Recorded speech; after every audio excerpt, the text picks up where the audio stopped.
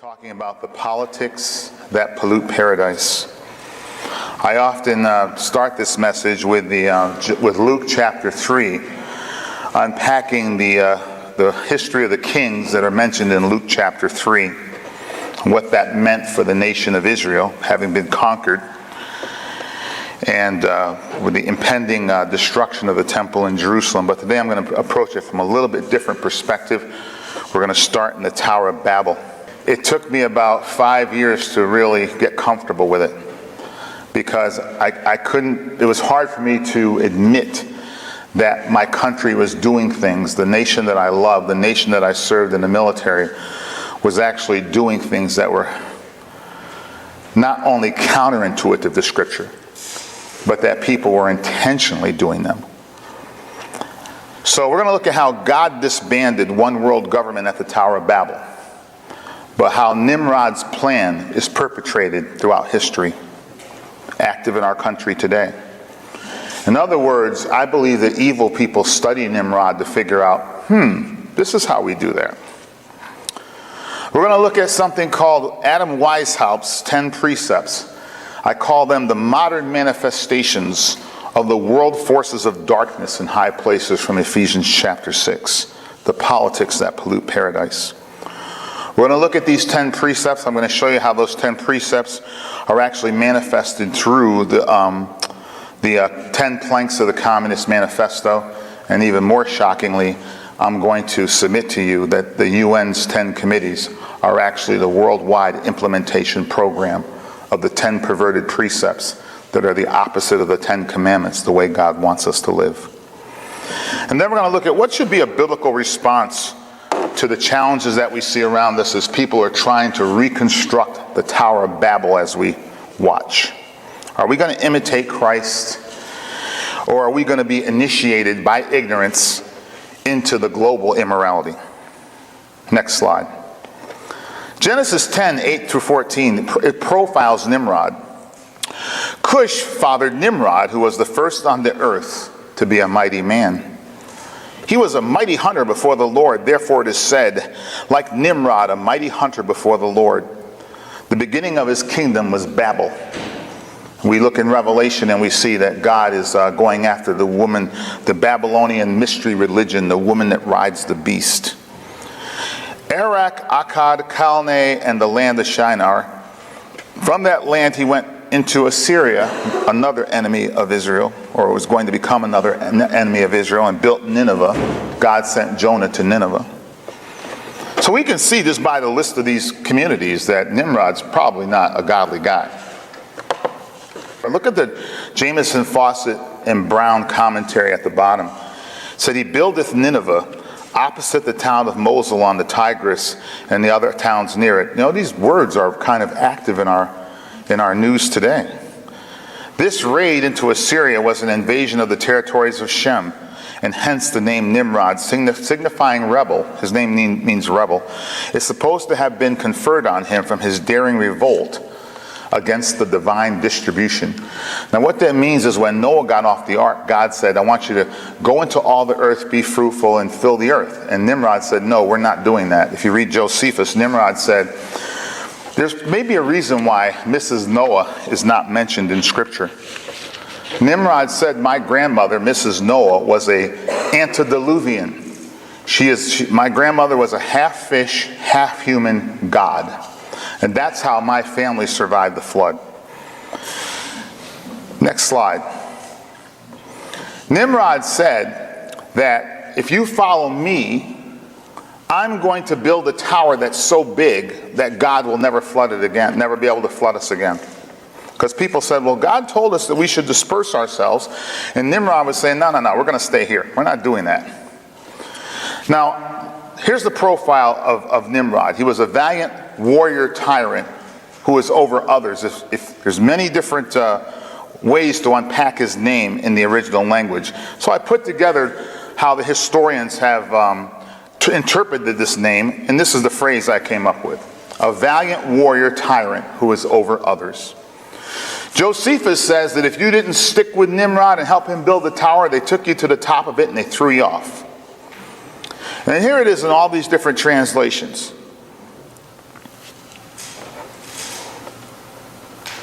a chance to just look over those.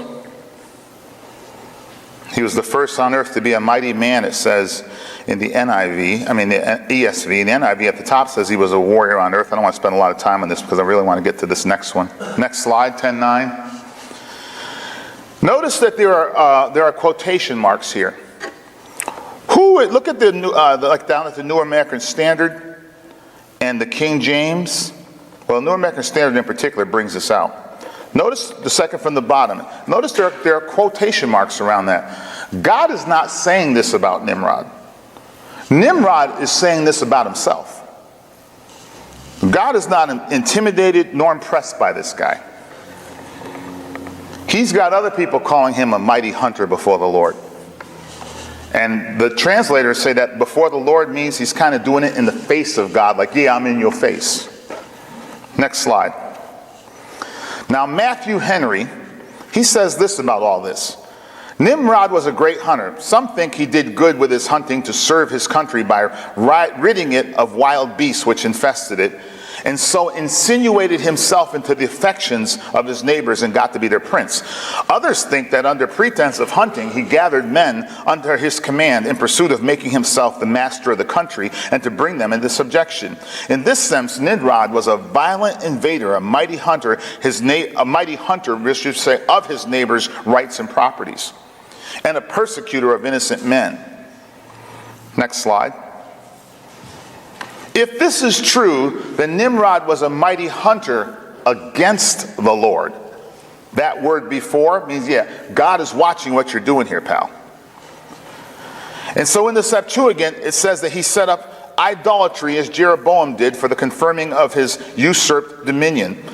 Josephus and Herodotus, they say that the only way that Nimrod could dissuade people from worshiping God was to threaten them with violence.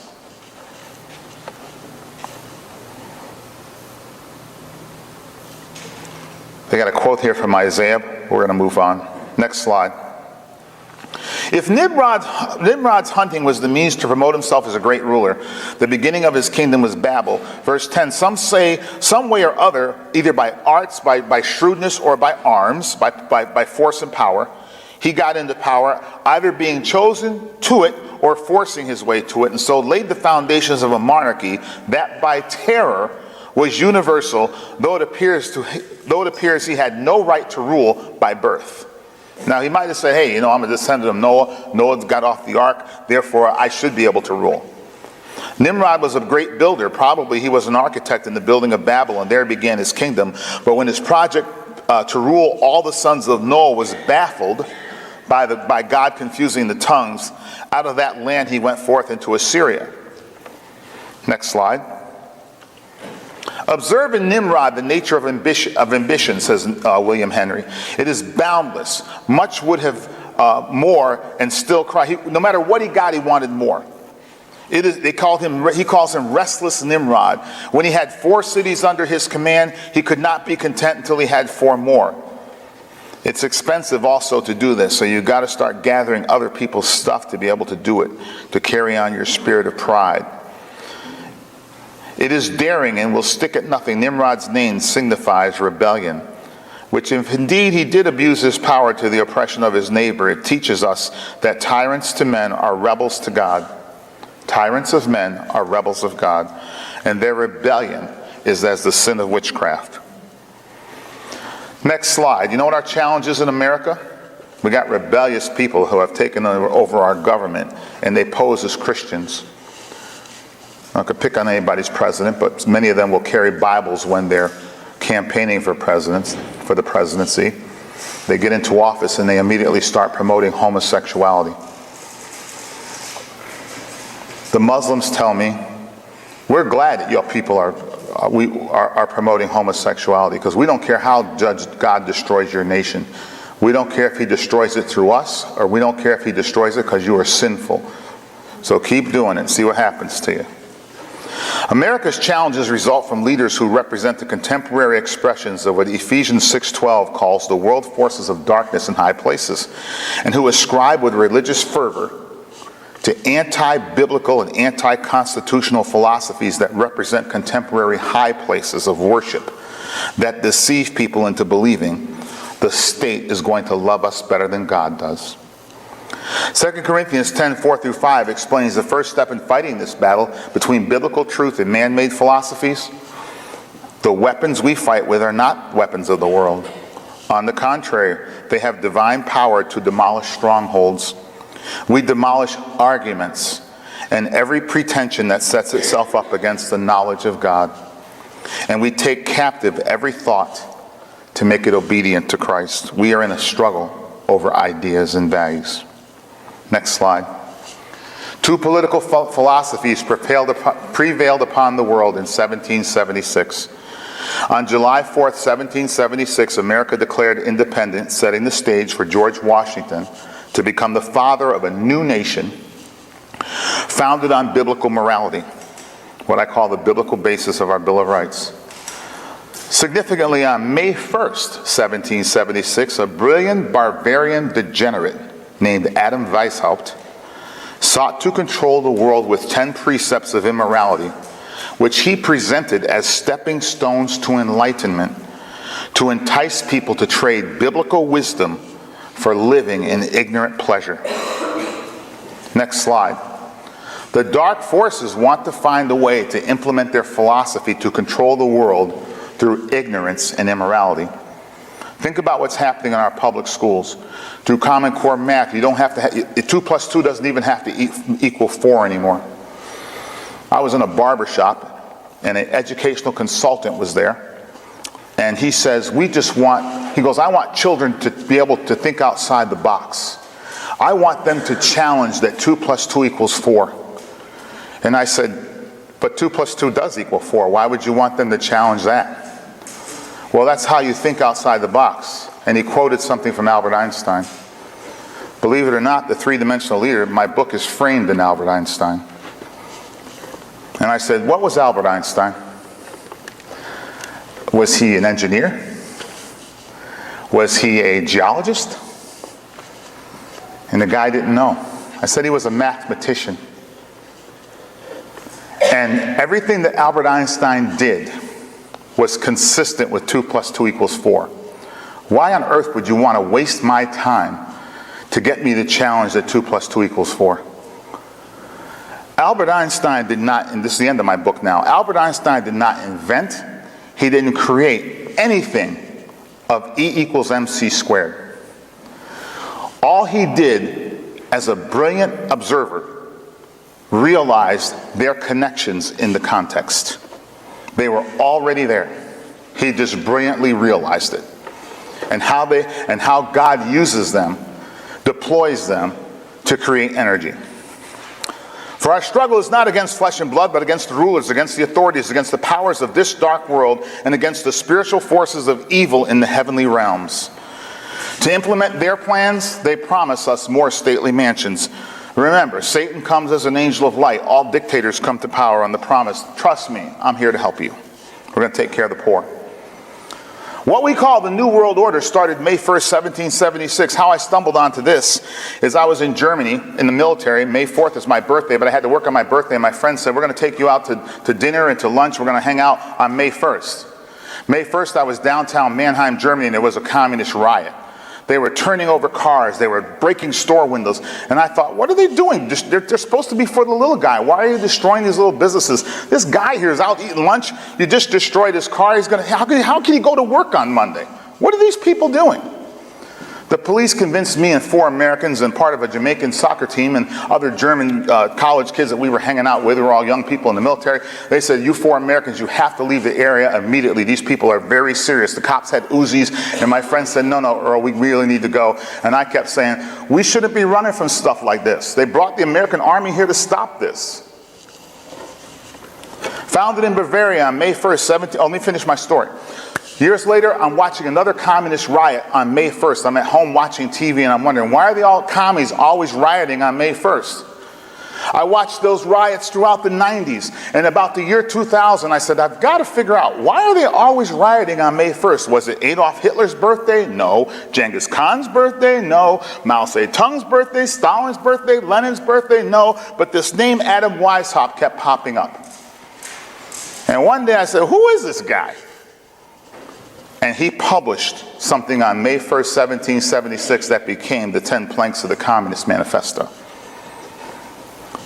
He was a brilliant degenerate. He was a Jesuit, whose elite or enlightened ones played a major role in the French Revolution before going underground in 1795, but then emerging again in 1848 as the League of the Just. The League of the Just became the League of Nations, which became the United Nations. And in 1848, as the League of the Just, they hired Karl Marx to write the Communist Manifesto. At that time, Karl Marx was a foreign correspondent for the New York Tribune newspaper owned by John D. Rockefeller. Robert Welch reported that he had a rare copy of a book. I've gotten 2 copies of this book. I got one 45 minutes from here in New Hampshire, and I got one in 2014 from an old guy that used to work for the BBC in London, in which 130 pages were devoted to exposing these enlightened ones. The sources consist primarily of testimonies of letters to and from various members that had been captured during raids and investigations first conducted by the Elector of Bavaria and later by Napoleon's secret police. And the story behind Napoleon's secret police is that one of their couriers, their main courier, was actually struck by lightning one night on his horse. And when the French people woke up, they found the guy dead and all this paperwork, and they turned the paperwork over to the police. There was a plan on how they were going to capture all the governments in Europe. Remember, we learned in school that the Habsburgs were all inbred and they were very dangerous people. Those were lies perpetrated by these guys. A raid in 1786 captured many records from von Zwack, a high-ranking member, and these primary sources, which gave leads to others that can be traced through 2 contemporary sources, we might want to call them the Masons, we assemble a composite of their administration plans and modes of operations.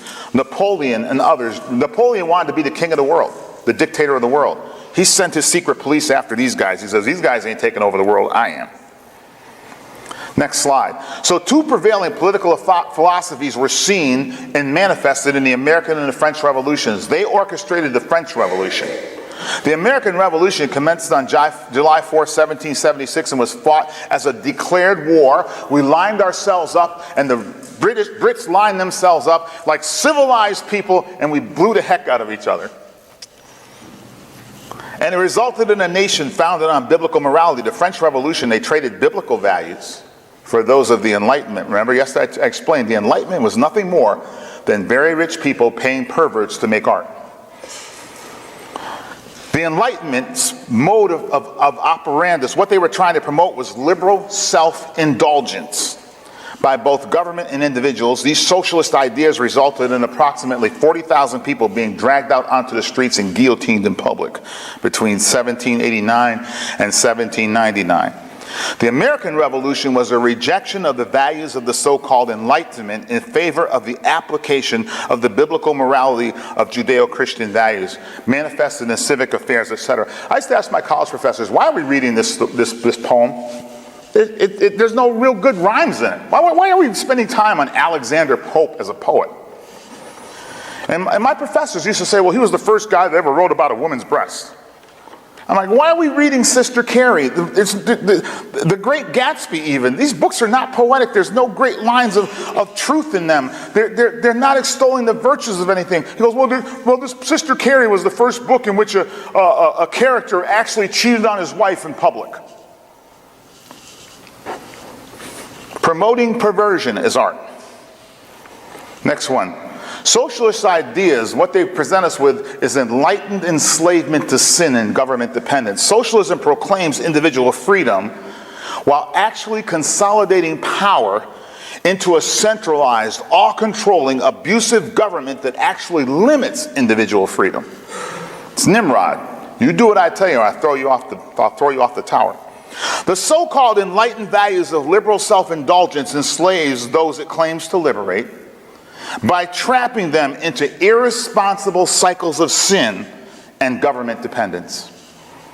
Jesus said, by their fruits ye shall know them. Fruits equal facts and observable outcomes. When I teach people how to analyze things through our mission, resource, and context model, we use this phrase. There's a wise man from the Bible who said that that by their fruit, by their observable facts, you shall know them. Let's stop. We don't want to pay attention to positive sounding talking points. We want to observe what actually is the outcome of the behavior and the policies. Next slide. Here's the 10 precepts. They are the codification of what the Bible calls worldliness. They want happiness for all humans. They want reason above religious superstition, and all religion is superstition, so they say. They want the abolition of national differences. What? You want me to live as under the communist totalitarianism that China is forced to live under? Or perhaps Russia? Whose values are you going to blend the world under? They stand for unrepressed sensual pleasure, and I say at whose expense? Adam Weishaupt invented the phrase in his book, "The ends justify the means." Evil for the good of the order is good. If you're doing our stuff, man, don't worry about evil, just do it. He violates God's plan for the family by saying loyal society members spy on others. He wants you to keep secret all the order's activities. Don't tell anybody what we're doing, and they leave you at the level of usefulness. If you only want to go so far, you're an ignorant person, you don't realize what they're really doing with the stuff that you do, they leave you at the level of usefulness. But if you want to go higher, we'll take you a little higher, a little bit deeper into the club. There are 4 circles. Well, there's 4 public circles. There's a circle beyond that. If you have any doubts, confess all doubts about the order. The people that have tried to bring me into the order, some of them, every now and then, they get a little convicted by Christ. Just got an email from one a couple of days ago about, hey, you want to come to our program on this particular date? He's not supposed to be emailing me. I think he's crying for help. He told me he read the Bible as a child. His book is called The Surprising Solution. The solution to the world's challenges, he says, there are 2.2 billion TOO many people in the world, and as such, it's an unsustainable population. I said, Bruce, there are 7 billion people in the world. You're trying to promote that 5 billion of us need to get together and kill the other 2 before it's too late. He also had to admit that every shortage that his book talks about is not a physical shortage. Throw a bunch of bean seeds in the yard, they're going to grow. They're government-controlled, government-legislated shortages. Just go to YouTube and look at the Venezuelan crisis. They're in a jungle environment. Why don't they have any food? You grow some food, the soldiers come and knock your garden down. Leave us alone. All property is subject to the order. I have a very good friend, his uncle died as a high-level Mason. Unbeknownst to us, the mother had died earlier. His house was left to the order. And they invented the modern realm of psychology. Now, there's a lot of truth in that. I'm not saying you should never study psychology or anything like that. Don't be all or nothing people. Try to understand what I'm saying here. Don't say I'm overthrowing throw this out or throw that out. You got to balance all this stuff. But they invented the modern realm of psychology because they wanted to give people an extra biblical authority upon which to depend. Understand how to manipulate, understand what motivates humans as a means of understanding how to manipulate humans. Next slide. Now, what I mean by the overt perversion, if you read Adam Weishaupt, one of his precepts literally says that sex is a stepping stone to an enlightened lifestyle.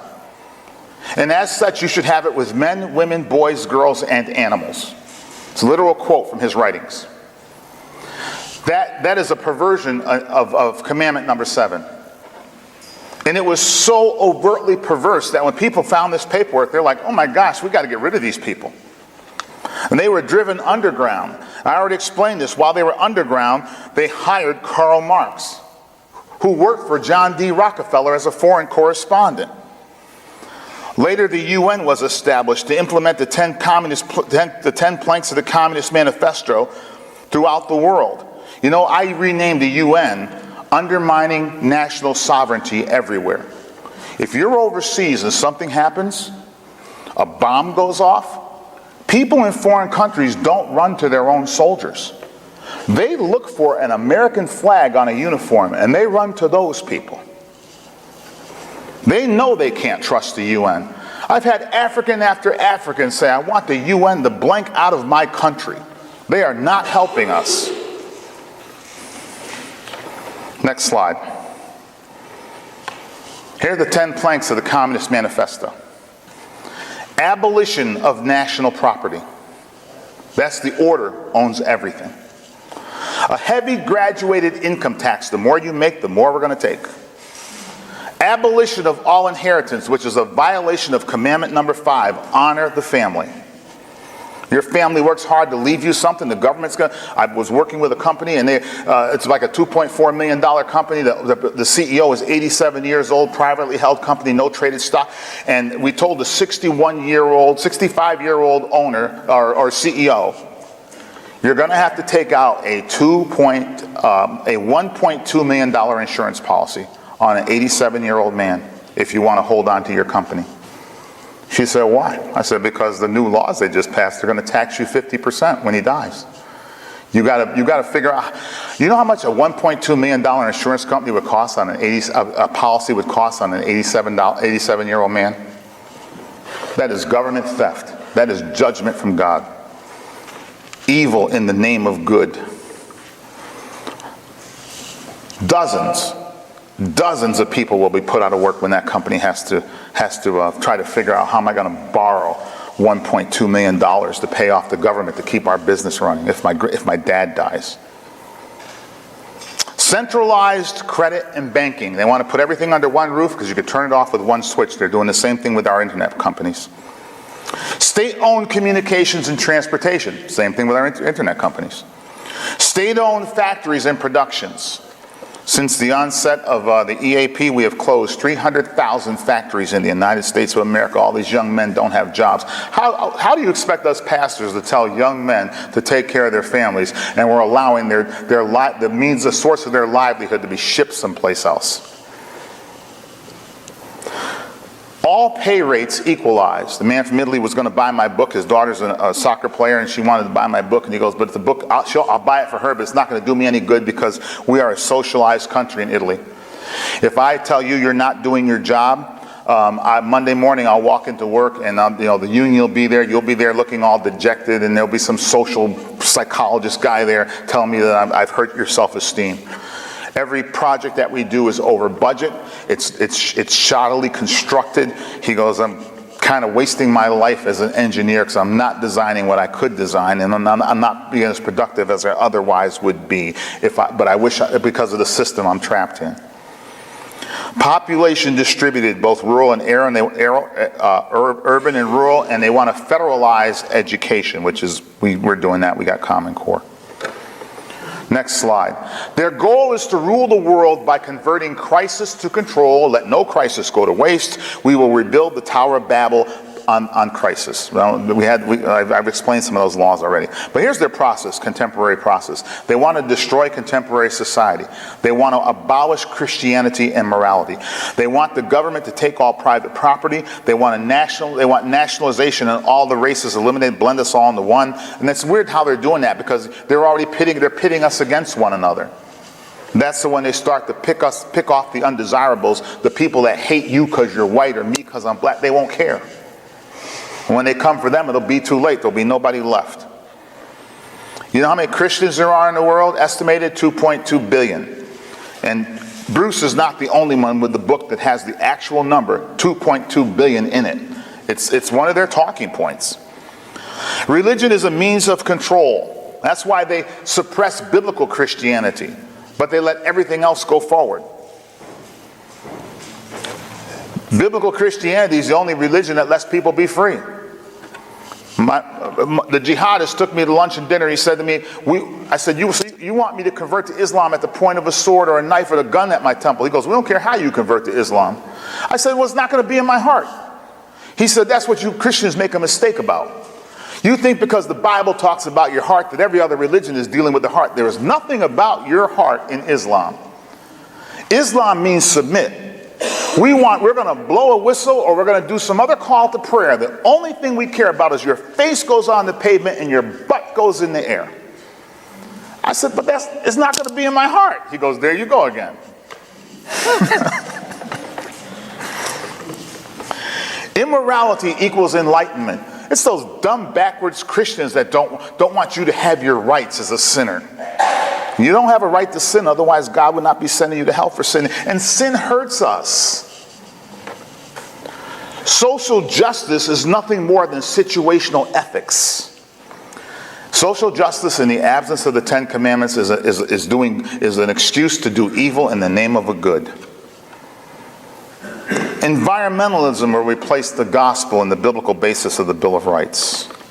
The co-founder of Greenpeace has been kicked out of the Climate Change Committee because he keeps saying, but that's not what's really happening. The founder of the Weather Channel has been kicked off the Climate Change Committee because he keeps saying, scientifically, there's no evidence for what you're talking about. Well, there are huge swathes of the ocean that don't have fish. They only tell you that because you can't go out in the ocean and prove them wrong. Go to any restaurant in any big city in the world. London, Reykjavik, Iceland, Tokyo, New York City. Walk in a restaurant. All of us here could go to different restaurants, and not one of them will say, well, we're out of fish today. They tell us that the world is being overpopulated. Remember this, the most populated places in the earth are the richest places in earth. That's where we have the most services, the most doctors, the most everything. Because people figure it out. People get synergy from diversity. People share ideas and they make things work. People are not the evil cause of environmental collapse. God gave us dominion for a reason. As a matter of fact, if you're an animal and I like to eat you, you have just hit the lottery, the jackpot as an animal. Yeah, I'm someday going to slaughter you in the most humane way and I'm going to eat you. But if you're an animal and I like to eat you, if you're a cow or a chicken and you get sick and I like to eat you, I'm going to call an expensive veterinarian, bring him to the farm to make sure that you're healthy so I can eat you later.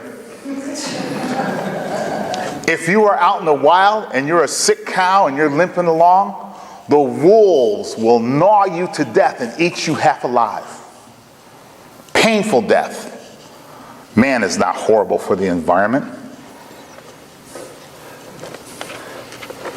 The ends justify the means. Number 3, evil for their cause is good. Use people at the level of usefulness. Progress is made at someone else's expense and liberty. Next slide. The New World Order is the goal of a group of secret conspirators, a cabal, who feel elite and entitled to rule the world through an authoritarian one-world government.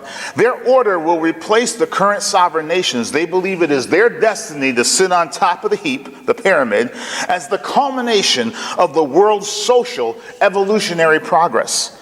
They work untiringly to use 4 things: politics, finance, education, and religion. They coordinate through a voluminous network of non-government organizations. I was running a statewide program, and we're meeting with people who are running non-government organizations. And I started saying, wait a minute, whoa. You're non-government. Who do you work for? Who's your boss? Where do you get your money? If they're non-government, they aren't answering to us. If they're non-government, they're not answering to our government. I never could get a straight answer. Not-for-profits and foundations. Foundations. Who founded you? They're disguised as social programs to help the world, and they manipulate an ongoing process to achieve total control and world domination. You know what? The Muslims are right. They don't care how we fall. Yes, Islam is against homosexuality, but if they don't care if we do it, because that's how they believe God will judge us. Islam wins. Next slide. Mayer Amschel Rothschild said this: "Let me issue and control a nation's money, and I don't care who writes its laws. I care not what puppet," Nathan Mayer Rothschild, "I care not what puppet is placed on the throne of England to rule the empire. The man that controls Britain's money supply controls the British, and I control the money supply." Next slide. In 1912 in the USA, the Federal Reserve Bank, which is not federal and there's no reserve, not part of our government, came online.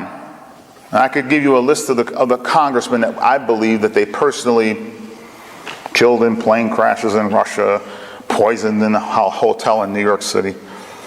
So here's what happens. When we, the people, authorize them to print the money for us, they issue debt bonds. Those debt bonds go out into the world. Let's say China's buying some of the debt bonds. But notice where the interest payments go. They don't go back to we, the people, of the Treasury Department. They go to the Federal Reserve Bank. You picking this up?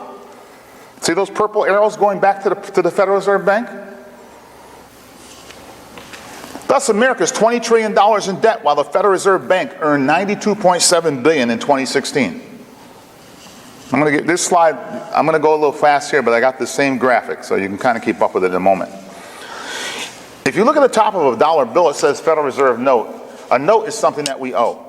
You go buy a car, the dealer is working on the deal with the bank for you to pay the bank note. You can keep driving the car as long as you keep paying the monthly note. It's something we owe. Second bullet. Oh, well, you know, before these Federal Reserve notes, we used to carry money called Department of Treasury silver certificates, because in the U.S. Constitution it says that a dollar shall be worth I think it's 0.333 something of silver. So our money was tied to a hard currency. Now, the U.S. Constitution grants Congress the power to coin money. Article 1, Section 8 says the Congress shall have the power to coin money, regulate the value thereof, and of foreign coin, and fix the standard of weights and measures. In the Coinage Act of 1792, Congress defined a U.S. dollar as 37.125 grains of silver. In 1972, Nixon, who supposedly was a good conservative, he removed the silver standard and he opened relations to China. China is a totalitarian country. They beat up on other people. You can't go do anything you want to do in China. You got to have permission from the government. I was on a train, and a young girl says to me, my parents are part of the new up-and-coming middle class in China. And I'm thinking, China, what do they do? They run a hardware store, and I thought, in China, hardware store's got to be huge. And she goes, no, it was like half the size of the train car we were on. And I said, well, all the people in China, I mean, how can they get supplies? I mean, suppose they want to fix their homes. How can such a little hardware store serve the public? And she goes, oh, no. The government guy tells my dad what he can sell. A missionary friend of mine was in Russia, and he came back from Russia, and he goes, Earl, the places where we're holding church in Russia, they would be condemned buildings by American standards. I said, well, let's get together some money and send these people some stuff. Brought the guy over here, and he's talking to us in the living room one night, and he goes, no, you don't understand. My grandmother and my grandfather have told us that once the elevator broke in the building, they put up these buildings years ago, and the whole elevator broke, but a hole was worn in the stairway. The mothers are taking their kids and handing them, the bigger kids hand the little kids over the hall. You could look down a couple floors, and I said, well, why don't you fix the floor? And he goes, my grandfather said they did that once.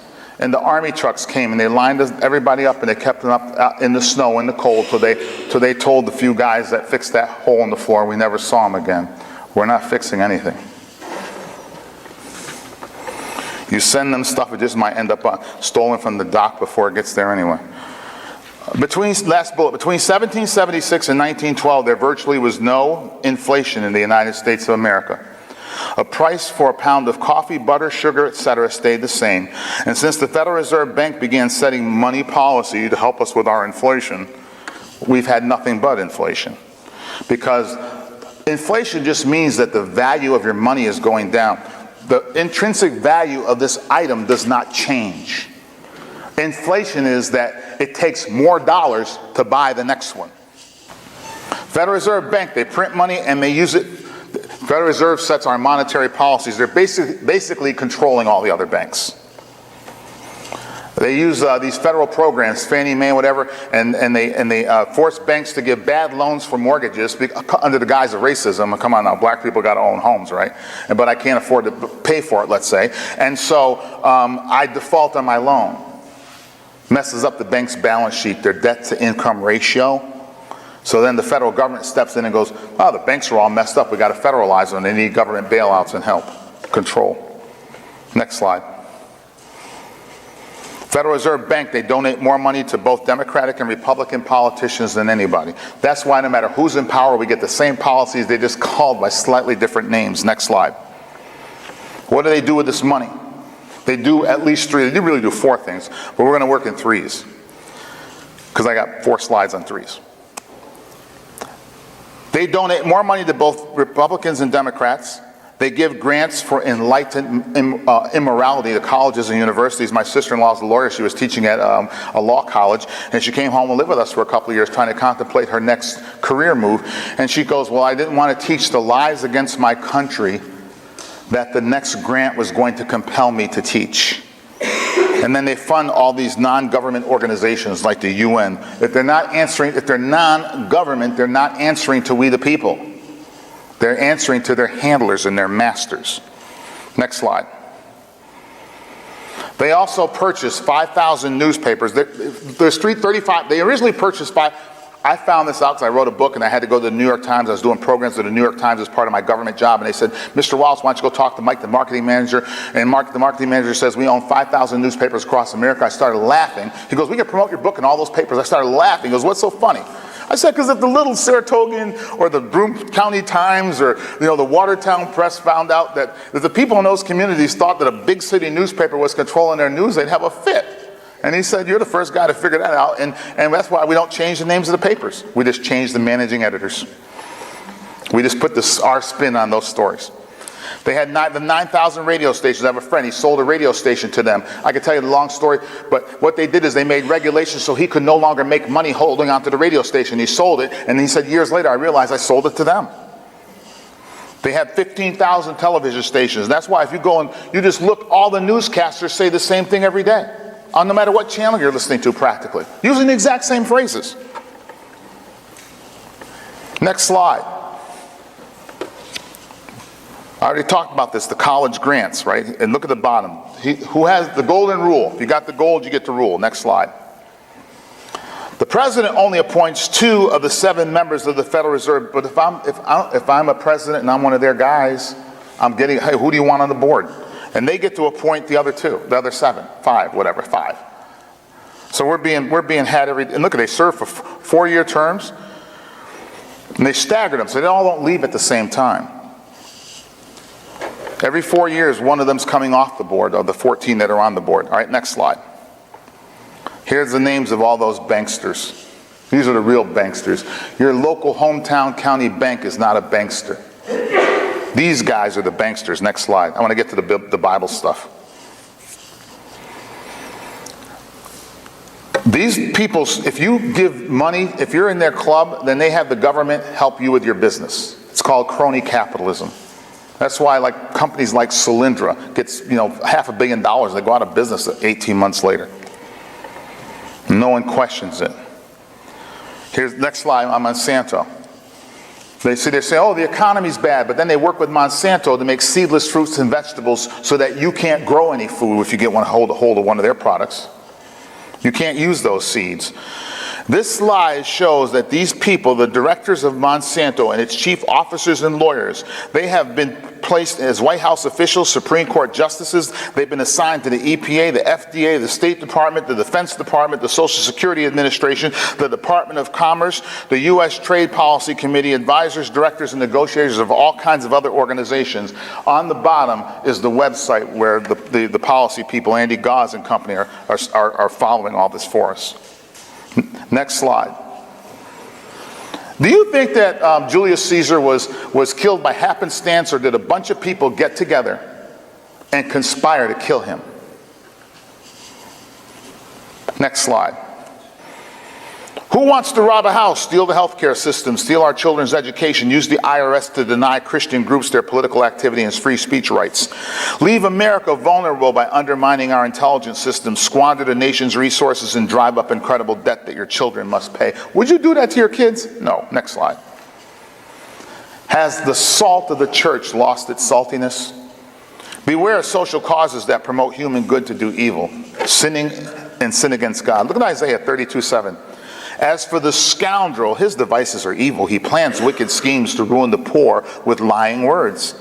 Even when the plea of the needy is right, But he who is noble plans noble things, and on noble things he stands. You can't violate the Ten Commandments without violating the rights of people. Next slide. Ephesians 5:11, the Bible says, take no part in the unfruitful works of darkness, but instead expose them. You know the challenge with exposing them? You're like me. How many people have left this camp because they can't stand what I'm saying? Violating the Ten Commandments or any part of it, of the Bible in the name of religion or social good is nothing more than doing evil in the name of good. Next slide. Here's our challenge. We're fighting these weapons of warfare. I was going to go through this slide again because I think it's really important that we understand what the battle is. The weapons we fight with are not the weapons of the world. On the contrary, they have divine power to demolish strongholds. You know, as Christians, we need to understand who God is from Genesis to Revelation. If we just say, well, I don't believe in the law, you're going to miss something, because the ceremonial law reveals some things about Jesus Christ that every Christian needs to understand. Otherwise, God would not put it in Scripture. And God forbid that we ignore the moral law, because we end up where we are in America. We don't know the moral law well enough to discern when they're breaking it. Next slide. Knowing right and praying well. People have said, all we got to do is pray. And I'm like, you could pray till the cows come home and pray about the wrong thing, and it's not going to help you. God is under no obligation to answer your messed up prayer. You better know who God is and what he's about and pray about that. My people are destroyed from a lack of, does it say prayer and knowledge? Because you have rejected knowledge. I mean, even if we inadvertently reject knowledge, we don't even know what's going on. We keep voting, we believe it's godly because both houses of Congress that are conspirators, they fight against each other a little bit and then they all agree for the wrong thing. Because you have rejected knowledge, I reject you from being a priest unto me. And don't you think that, well, I'm not some Old Testament priest, because 1 Peter 2:9 tells us that we are all priests. We all have a responsibility before God. I reject you from being a priest to me, and since you have forgotten the law of your God, I also will, your children are going to pay for this. Deuteronomy 5:9. The children are going to pay for our ignorance.